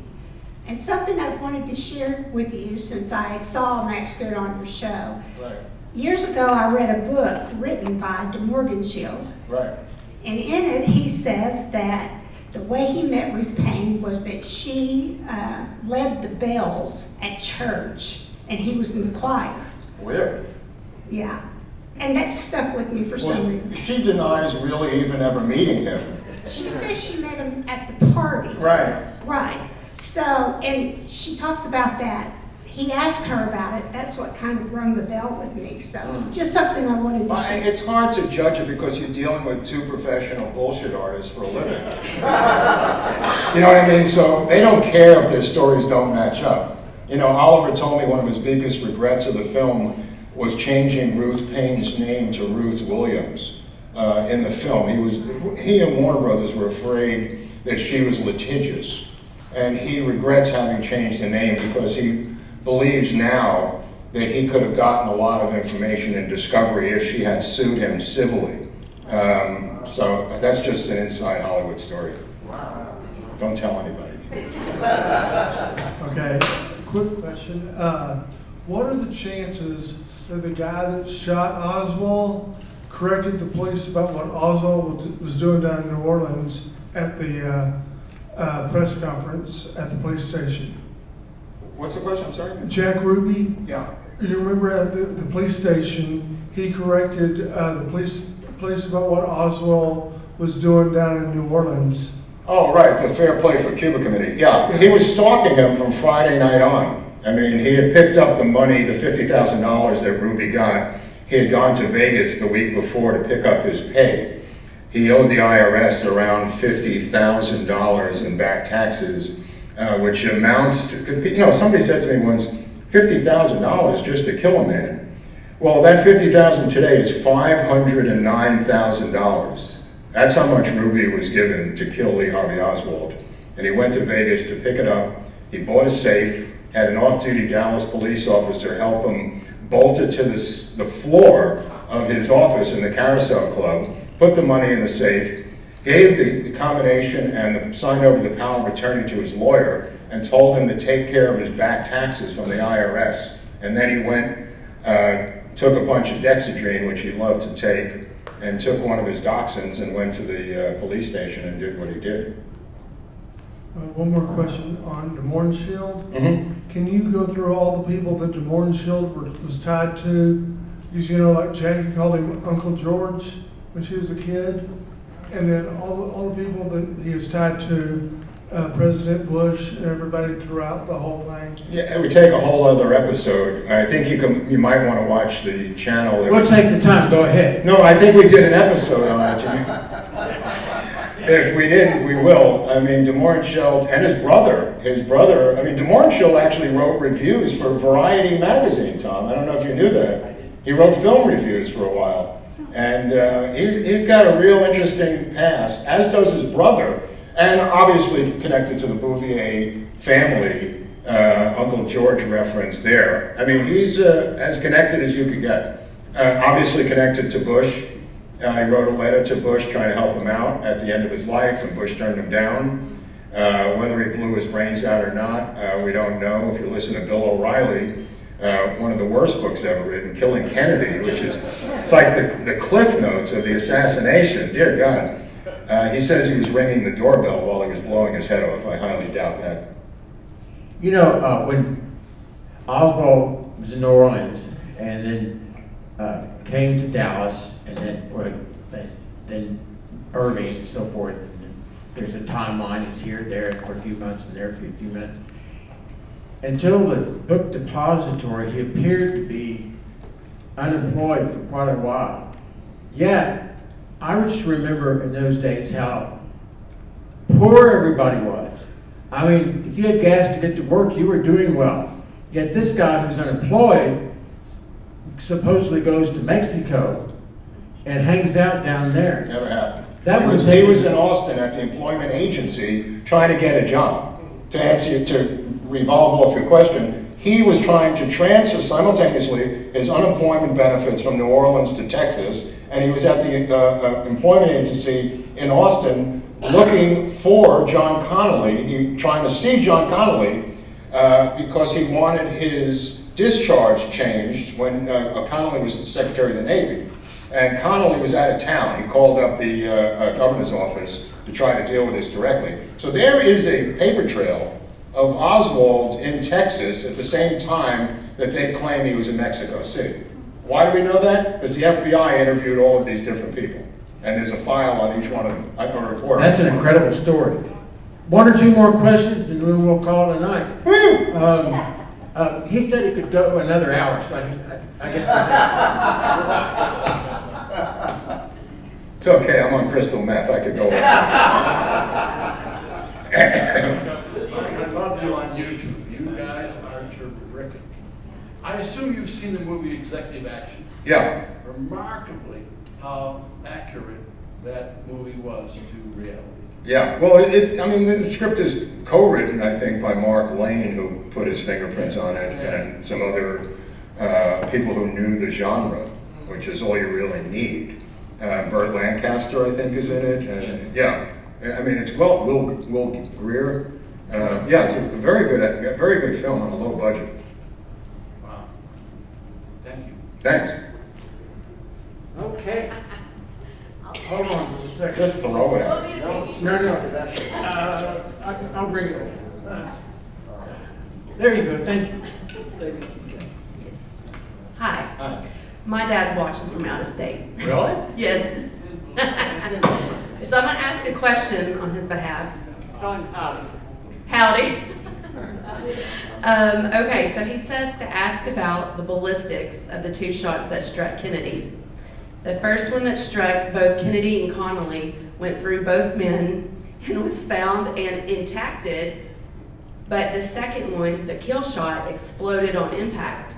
They claim both were shot from the same rifle. That dog don't hunt. Well, he's right, but I mean, the bullet that shoots Kennedy doesn't hit Connolly. Connolly's hit by a separate bullet.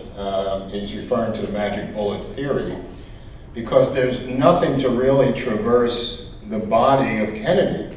The body, the shot to the right shoulder goes in about 1.5 inches, I believe, because of reduced muzzle velocity from a silencer. And the bullet that goes through his throat goes through the front of his throat. The headshot comes from the front. There is no bullet that hits Connolly that goes through JFK, which is why Connolly is shot separately from a steeper angle up above. I mean, it's not rocket science. I mean, I'm not even a forensics guy, and if you look at the angles of the shots, you just notice that they're coming from different directions. Connolly's not shot by the same bullet. They frame it to make it that way. They work backwards. Arlen Specter is given the senatorial job of Pennsylvania as his payoff. Gerald Ford, who becomes president, moves the actual autopsy photo with his own pen from the back right shoulder to the back of the neck. So it comes out the throat. It comes from Gerald Ford. Why do we know that? Because the schmuck told us that he did it for the good of the American people. That's how we know that. He literally moved the autopsy photos with his own pen. And for that, he became president of the United States. So it's not bad trade-off if you want that gig. One of the questions I had is that Hubert Winston Smith was Ruby's second or third attorney. After Belli was fired by the Ruby family, there was a whole series of attorneys. One of them was Hubert Winston Smith. His son was on the stage 10 years ago, and his son claimed that The second Oswald said, "I'm a patsy," he was a dead man. And that was he was quoting Ruby talking to his father as an attorney. Any comment on that? Yeah, I mean, there was a Oswald in every town. I mean, Thomas Arthur Valley is in Chicago. He's the potential assassin in Chicago. There's an Oswald that's in Tampa. There's an Oswald that's in Miami. This thing moves around the country till it finally ends here. I mean, wherever they went, there was a patsy in waiting when the event, if it could be pulled off. I mean, Thomas Arthur Valley is in a building in Chicago with tons of ammunition, and Kennedy shows up for this Army-Navy game at Soldier Field in Chicago, and they had to turn him around because of the Valley arrest by Chicago intelligence, and it may have been tipped off by somebody. But there's patsies waiting in every city. It's not a Dallas event, the whole world turning against Dallas. When it happened, it could have happened in Chicago, it could have happened in Tampa, certainly could have happened in Miami.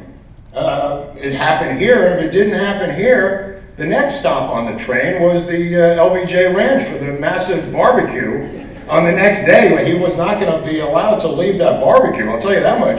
And the funny side story is Ralph Yarborough was upset that they weren't selling enough tickets to the barbecue, because it was a Democratic fundraiser, and they didn't bother to sell any tickets because they knew that that barbecue was never going to happen. So Yarborough was sitting there going, how come the ticket sales are so low? How much money are we raising from this barbecue? But the real spot was going to be the Trade Mart, I believe, if it, initially, and I think Connolly believed it was going to be the Trade Mart. It seems made to order, and Connolly was not in the loop on that. He fought tooth and nail, went to the mat to get the Trade Mart as opposed to the Women's Building as the final destination of the motorcade. And I believe that the Trade Mart was a place where they were also waiting as an ambush if Dealey Plaza didn't happen. He lied about it, he connived about it, he went to the Matt Connolly to get that venue. The Secret Service ruled it out, it was unprotectable. And the Women's Building had all the trappings of a event building. You people here probably know the physics of the Women's Building. And he literally lied to get this at the Trade Mart. I mean, he was determined to have that Trade Mart as the final destination. And if you want to see a film that uses a Trade Mart as an assassination location, look at the parallax view with Warren Beatty. Watch the scene of the assassination in the parallax view, and you will see what would have happened at the Trade Mart, in my humble opinion. Thanks, Mark, for that. That's what I wanted to touch on was Connolly's involvement, because what was it? Jackie's memoirs was talking about how the night before that Kennedy and LBJ were arguing about Connolly being in the car. Yeah, that's true. I mean, she said it was the loudest fight she ever heard her husband have with anybody, and LBJ was screaming at him. This is the night before at Fort Worth, at 2 o'clock in the morning, to rearrange the seating to get Connolly out of that seat, and he couldn't do it. And LBJ was not taking no for an answer, but he did have to take no for an answer. I don't think Connolly knew about it, but LBJ was adamant, fanatical, loud, screaming at JFK about that man sitting in that seat. Now, I don't know why anybody would do that unless you knew that bullets were going to be flying the next morning or afternoon. And he wanted Ralph Yarborough, his arch enemy, the liberal Ralph Yarborough, who many of you know as a senator in the great state of Texas. He wanted that guy sitting in the seat. Now, why would somebody go to the mat over something like that? And JFK pushed back so hard because he said, I don't need a liberal sitting next to me. I'm here to get conservative Democratic votes in the state of Texas. And Connolly will eventually switch parties. He will eventually get us off the gold standard as Secretary of the Treasury. I mean, nobody looks at Connolly. That is one slick mother. I'll tell you that right now. He definitely was in the wrong place. Yeah. Thank you. Or maybe the right place, because he became a martyr. Afterwards, he became an untouchable. What are your thoughts on how Eugene Brady was quickly seen running out of the Daltex building, apprehended? Of course, he gives him a false the police a false driver's license and lies about his name. And they said, well, we can't find anything on him, let him go. Well, Eugene Brady was a very close confidant of Carlos Marcello. Any thoughts? I don't know about his connection to Marcello, but you could watch my episode on Braden if you want to see the whole story. That's all I can tell you. It's a complicated story out of Beverly Hills. He meets with Hunt's son the day before, I think with Bunker or Nelson Hunt, and he's arrested coming out of the Dow Tex building. You know, I think he was a lookout in the building from the second floor window. That's an incredible perch for firing. That window was a mop closet that happened to have a window in it, and he was guarding that door not to let anybody in. He was seen by the elevator operator who notified Dallas police, who picked him up, and he had not a phony driver's license, but he had changed his name the week before when he came out of Beverly Hills back to Dallas. So he had a job to do here, Braden. One last question. Okay, well, we got two questions. Hold on. We'll do two questions. Make them quick. Mine's real quick. Okay. It's actually not really a question, but you may already know this, but maybe not. But I know how much you love the British. George Dealey, for whom Dealey Plaza is named, was born in Manchester, England. He immigrated here and became the publisher of the Dallas Morning. Well, to add to it, Fun fact. to add to the fun fact, D.H. Byrd, the best friend of LBJ, bought the damn building and took the sniper's nest window with him and brought it home, and he kept it in his house as a souvenir. That's D.H. Byrd, the oil millionaire, D.H. standing for Dry Hole Bird.